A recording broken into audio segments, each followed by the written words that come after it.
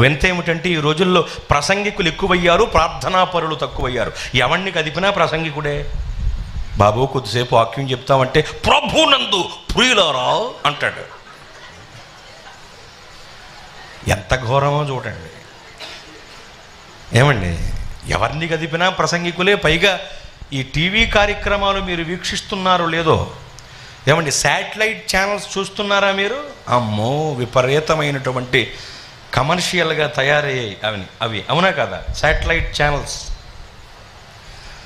ఏమండి, అందులో ఒక్కొక్కడు వస్తూ ఉంటాడు, మామూలు కామెడీ కదా అది చేసేది. ఏమండి, నవ్వు వచ్చేస్తూ ఉంటుంది కొంతమంది చూస్తే, కొన్నిసార్లు చిరాకు వచ్చేస్తూ ఉంటాం. అద్దం అడ్డొచ్చి ఆవుతున్నారు కానండి, లేకపోతే ఇళ్లలోకి వచ్చేస్తారు. ఒకటి చూసారా, అద్దం పగలగొట్టుకు బయటకు వచ్చేద్దామని చూస్తూ ఉంటాడు, చూసారా, కెమెరాని తినేద్దామని చూస్తూ ఉంటాడు. ఎంత ఘోరం అండి. ప్రసంగికులు ఎక్కువయ్యారు, ప్రార్థనాపరులు తక్కువయ్యారు. నేను టీవీ వర్తమానాలు ఇచ్చేవాళ్ళని విమర్శించడానికి ఈ మాట చెప్పటం లేదండి.